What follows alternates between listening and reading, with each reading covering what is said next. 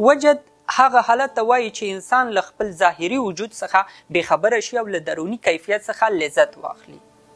خو په وجد کې راتګ هم د دې پیرانو او باباګانو کوم کمال نه دی.